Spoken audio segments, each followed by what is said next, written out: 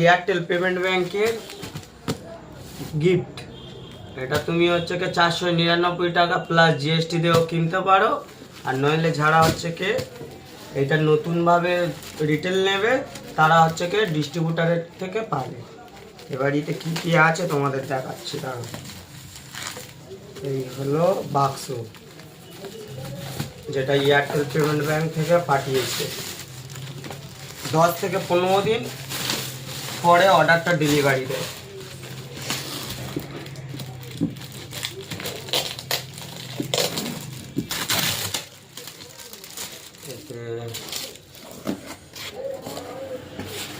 ফর্মটা বার করে দিলাম। এটা হলো ওয়েলকাম লেটার, যেটা এয়ারটেল পেমেন্ট ব্যাংকের আছে। তারপরে আছে